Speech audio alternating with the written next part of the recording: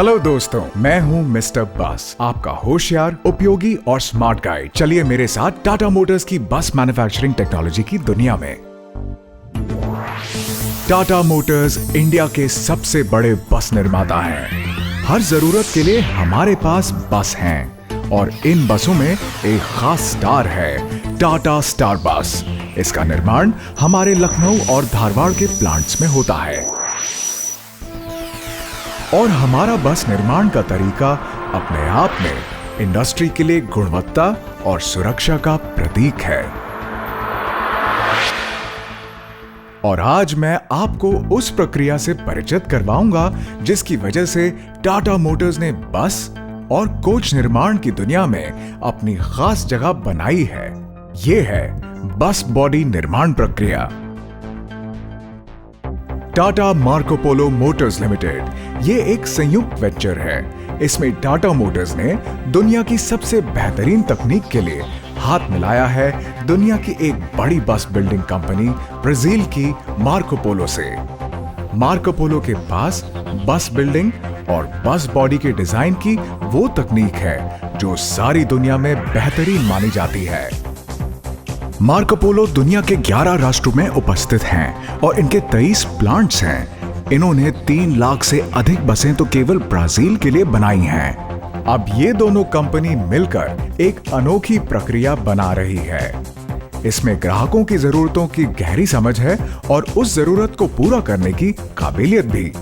इसके दम पर हम अपने ग्राहकों को उनकी मांग के हिसाब से गाड़ियां डिलीवर करते हैं। इसमें हमारी मदद करती है हमारी बेहतरीन इंजीनियरिंग, नए प्रोडक्ट्स और श्रेष्ठ गुणवत्ता के स्टैंडर्ड्स। अब तक टाटा मार्को पोलो से 50,000 से भी अधिक बसों का निर्माण हुआ है। इस संयुक्त वेंचर की वजह से ही टाटा मोटर्स ने कर्नाटक के धारवाड़ और उत्तर प्रदेश के लखनऊ में बस बिल्डिंग के उत्कृष्ट प्लांट्स का निर्माण किया है। इसी वजह से भारतीय सड़कों पर 50,000 से अधिक बेहतर तकनीक की वर्ल्ड क्लास स्टैंडर्ड्स बसें चला पा रहे हैं। तो अब आप सोच रहे होंगे कि बस बॉडी बिल्डिंग बस निर्माण का इतना महत्वपूर्ण हिस्सा क्यों है। चलिए मैं समझाता हूं। एक मजबूत और असली बॉडी बस की सुरक्षा और स्टेबिलिटी के लिए महत्वपूर्ण होती है, खास तौर पर स्कूल बसें जिन्हें पूरी तरह से कंपनी में ही बनाया जाता है। इनके सुरक्षा के मापदंड ज्यादा ऊंचे होते हैं और आजकल के शहरों और कस्बों में बदलते ट्रैफिक को देखते हुए ये जरूरी भी हो गया है। इसी कारण से सरकार और राज्य परिवहन निगम ने भी यात्रियों की सुरक्षा हेतु कंपनी फिटेड बसों को देश भर में अनिवार्य कर दिया है। बस के मालिकों के नजरिए से भी ये फायदे की बात है क्योंकि कंपनी की बसें ज्यादा अच्छे रीसेल दामों पर बिकती हैं और साथ ही पूरी बस के साथ वारंटी और फाइनेंसिंग की सुविधा भी मिलती है। टाटा मोटर्स की निर्माण प्रक्रिया में सुरक्षा के हर मापदंड का बारीकी से पालन किया जाता है, जहां दूसरी ओर लोकल निर्माताओं के काम पर एक प्रश्न चिन्ह लगा ही रहता है।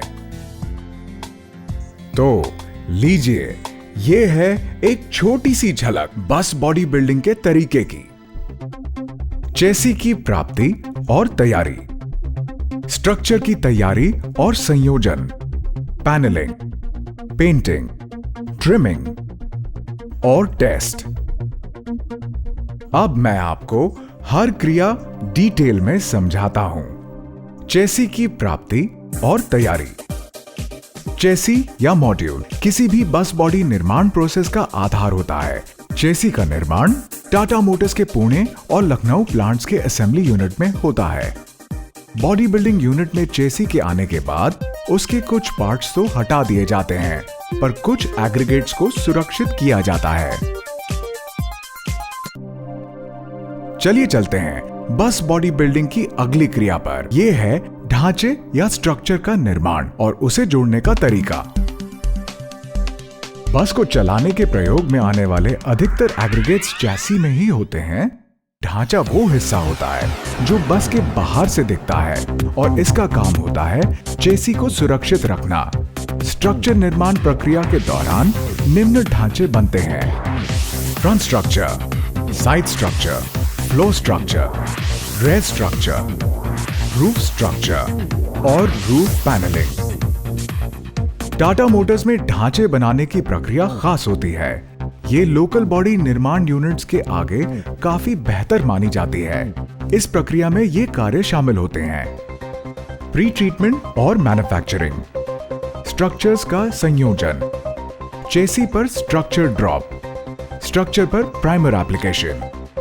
चलिए मैं आपको प्री ट्रीटमेंट करने के तरीके के बारे में बताता हूं। हर छोटा स्ट्रक्चर एक प्री ट्रीटमेंट से गुजरता है। हॉट रोल्ड और कोल्ड रोल्ड स्टील की फॉस्फेट और जिंक प्लेटिंग की जाती है। इनके दोनों तरफ जिंक की परत चढ़ाई जाती है। इससे ढांचा कोरोजन से बचता है।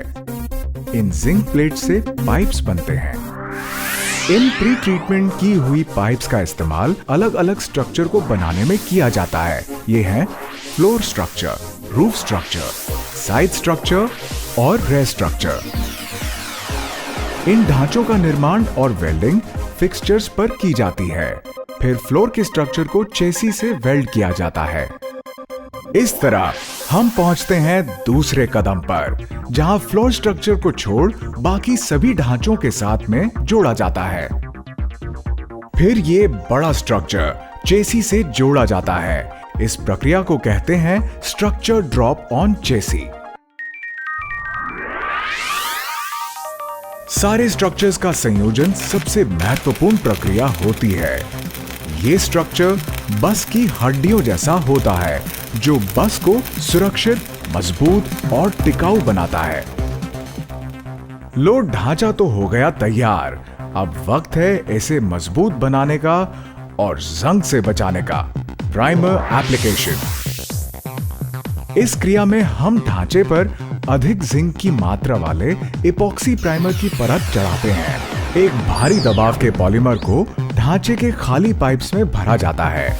ये पॉलीमर अंदर जाकर फैलता है और पाइप्स को भर देता है। जब पाइप्स में हवा की कोई जगह नहीं बचती, तब पाइप्स में किसी प्रकार का जंग भी नहीं लगेगा। अब ढांचे की तैयारी के बाद बारी है बस के बाहर के ढांचे को एक और सतह देने की। इस प्रक्रिया को कहते हैं पैनलिंग। पैनलिंग के अंतर्गत ये चीजें आती हैं: आगे और पीछे के एफआरपी पैनल्स को बनाकर फिक्सचर से जोड़ा जाता है ताकि एफआरपी खराब ना हो। एक पहले से ही painted sheet, GI sheet, AI sheet और पीवीसी शीट के साथ सीढ़ियां और पहियों के अंदरूनी पैनलिंग होती है। बाहर की पैनलिंग होती है, जिसमें आता है स्ट्रेच पैनल, स्कर्ट पैनल और विंडो पिलर्स। रिवेटिंग और स्क्रूइंग के माध्यम से की गई फ्लोर फिटिंग। सीलेंट का इस्तेमाल। ड्राइवर के दरवाजे की फिटिंग। अब हो गई पैनलिंग पूरी। वक्त है अपनी गाड़ी को थोड़ा रंगीन और सुंदर बनाने का। अब बारी है अगली क्रिया की, पेंटिंग। पेंटिंग एक प्रक्रिया है जिसके अंतर्गत ये कदम उठाए जाते हैं: सरफेस की सफाई, पुट्टी एप्लीकेशन का लगाना, मास्किंग और सैंडिंग। इसके बाद गाड़ी को पेंट चेंबर में ले जाया जाता है। यहां ये एप्लीकेशन पूरी होती है। सरफेस यानी सतह की application, etch primer, top coat application. अब गाड़ी को पेंट चेंबर से निकाला जाता है और आखिरकार इसे ग्राफिक्स और डिकैल से सजाया जाता है। वाह, बाहर से तो ये गाड़ी पूरी लग रही है। अब वक्त है कुछ आखिरी पुर्जों को जोड़ने का।